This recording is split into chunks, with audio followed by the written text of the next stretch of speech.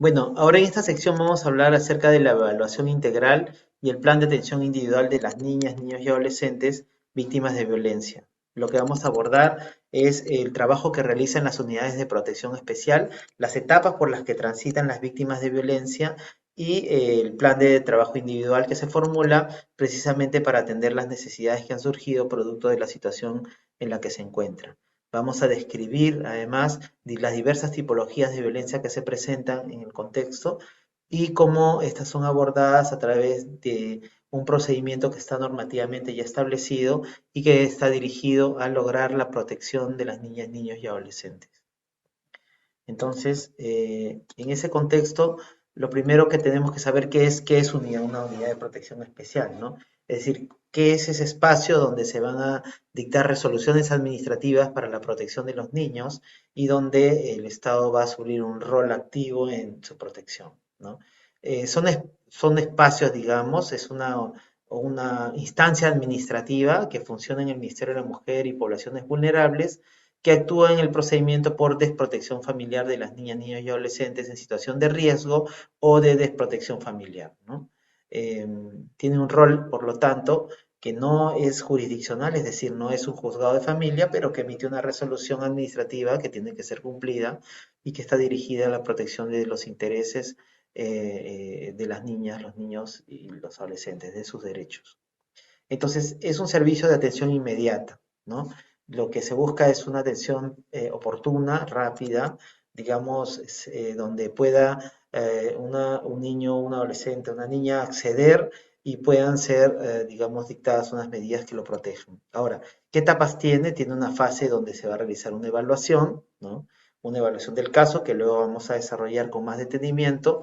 También tenemos una medida de protección que se va a dictar, generalmente la medida de protección está dirigida a contribuir a su seguridad, a que no sea víctima de esa situación violenta y que se determine qué es lo que quiénes son aquellas personas que deben de estar bajo el cuidado, ¿no? Porque el modelo de protección especial está dirigido a que los niños, los adolescentes, las niñas puedan desarrollarse en el espacio familiar como un espacio, digamos, de protección más inmediato, digamos, natural de protección. Pero también hay que considerar que no necesariamente siempre va a ser la familia, digamos, nuclear la que va a darle la protección. Puede ser la familia extensa o pueden haber otras medidas que se tomen en el procedimiento también.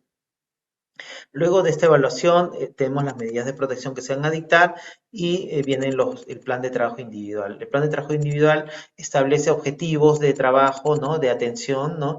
Y la articulación con diversos servicios e indicadores y formas de realizar el seguimiento de este plan de trabajo individual, ¿no? Todo ello está a cargo de la unidad de protección especial, donde hay diversos equipos encargados de cada uno de estos roles. ¿Qué hace la unidad de protección especial? Tiene un instrumento del cual se ayuda, digamos, para poder evaluar los casos que se presentan, que se llama tabla de valoración de riesgo. La tabla de valoración de riesgo es un instrumento de apoyo para evaluar si es que se encuentran en situación de riesgo o de desprotección familiar. Y evalúa dos aspectos. Uno, la situación de afectación o de la afectación a la niña, niño y adolescente. Si los actos de violencia que han sido referidos por el servicio que lo ha derivado o por el mismo, por la misma niña, niño, adolescente o por otra instancia, qué nivel de afectación tienen respecto a él, ¿no? Entonces eso va a ser valorado en una evaluación que es multidisciplinaria a cargo de un psicólogo, un trabajador social, con apoyo de un abogado que también participa de este equipo. Entonces se evalúa la afectación a la situación de la niña, niño, adolescente y también por otra parte la actitud o comportamiento de la familia frente a estos hechos. Si la familia es la victimaria, entonces ahí hay una valoración clarísima del rol que ha cumplido en los actos de violencia contra él o contra ella y entonces tiene que, digamos, sopesarse esto, se hace una evaluación integral y se emite una resolución de protección a la niña, al niño y al adolescente. ¿Qué tipologías existen en la tabla de valoración de riesgo? Son 11 categorías o tipologías que están previstas, pero bueno, son 6 en particular que están en el ámbito de la violencia contra los niños, digamos de manera más directa, ¿no? Porque hay algunos con otros como la trata de personas que, bueno, podrían ser causadas por terceros, ¿no?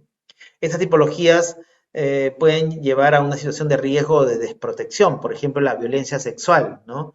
La explotación sexual, la violencia física, la violencia psicológica, la negligencia o descuido o el abandono, ¿no? Todas estas tipologías en algunos casos pueden llevar a la desprotección familiar, es decir, a que se tome una medida de acogimiento residencial o acogimiento familiar, ¿no? Es decir, que salga de su ámbito de protección familiar para que sea protegido por otros estamentos, otras personas,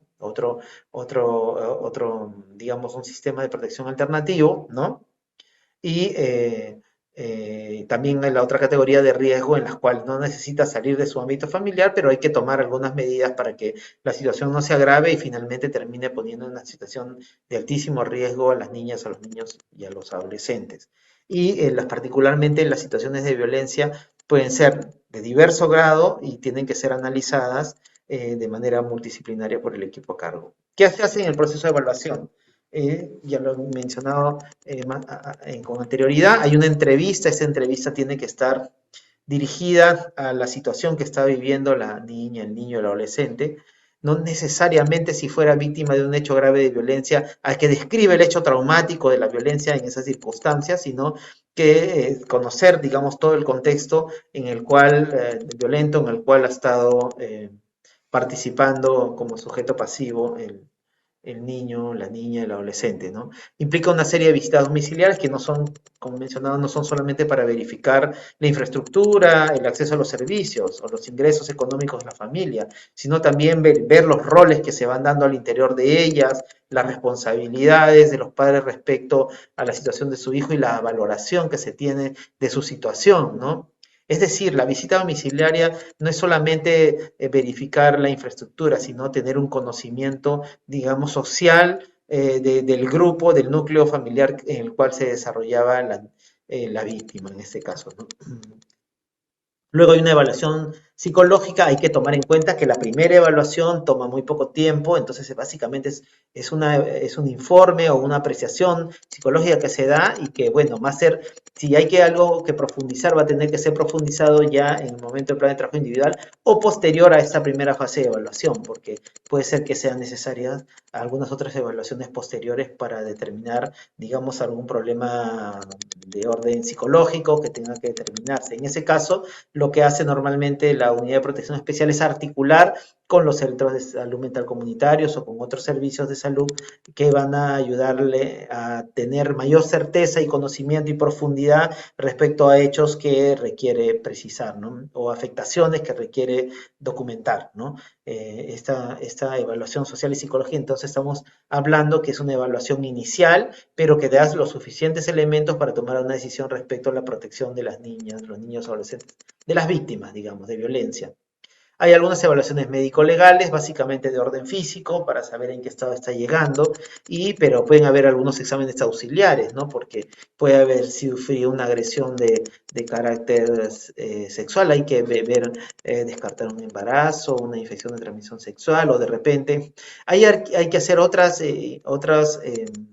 eh, profundizar en algunos estudios en el ámbito de la salud, ¿no? Puede ser que parte de este cuadro de violencia haya implicado el que se le haya, no sé, pues sometido a ciertas circunstancias que requieran descartar contaminación, consumo de sustancias, etcétera. Todo eso tiene que ser evaluado, ¿no?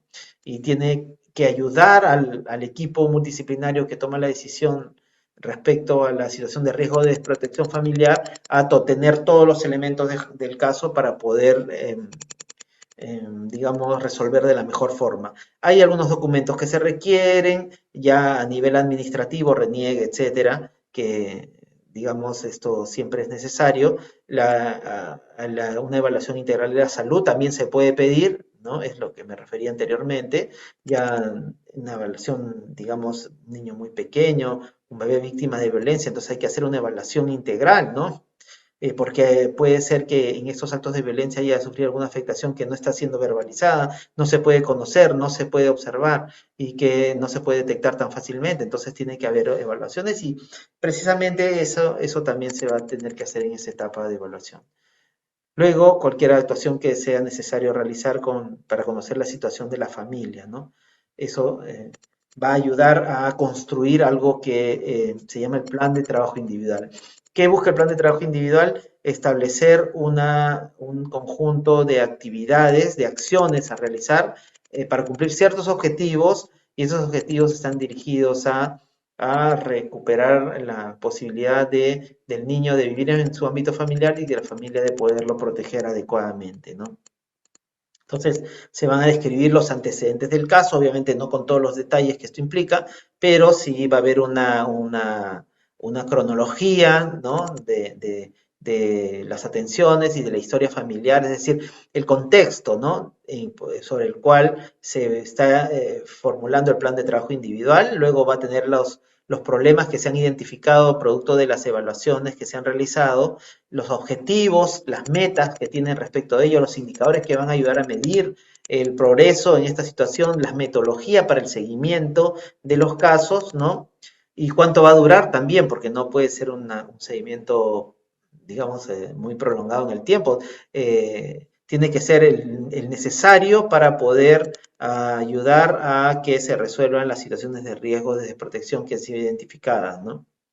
Luego hay acciones o tareas a desarrollar por las niñas, los niños, los adolescentes, sus familias o la comunidad. Eso también se establece porque hay una participación activa de ellos, de los primeros, es decir, de las víctimas, de las niñas, los niños, los adolescentes, en la formulación de sus planes de trabajo individual, ¿no? Se les escucha, hay incluso una diligencia especial para escuchar al adolescente en la formulación de su plan de trabajo individual. Es decir, recuperar bajo esa perspectiva del enfoque central en la víctima, la centralidad de ella y recoger su opinión y su involucramiento en su proceso de atención también, ¿no?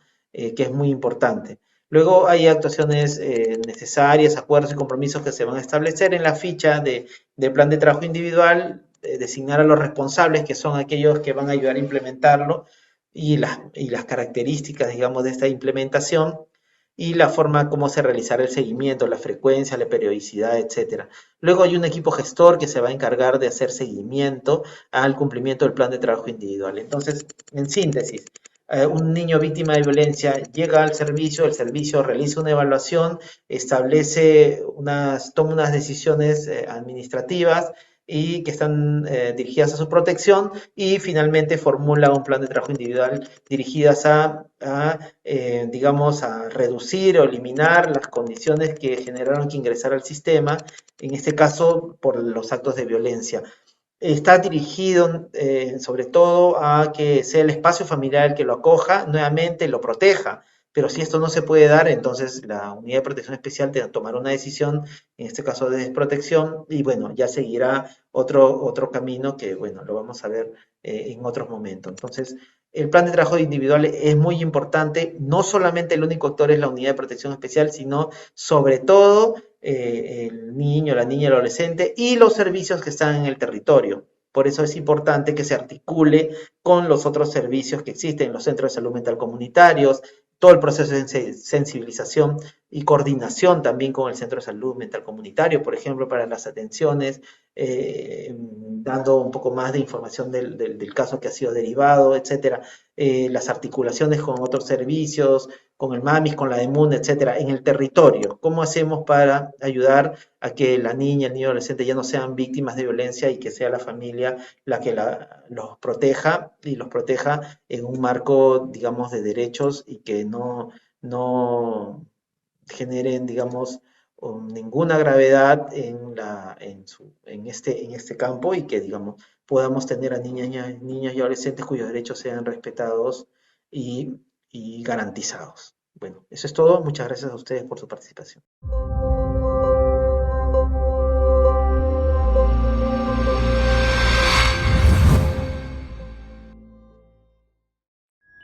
Bicentenario del Perú 2024. Gobierno del Perú.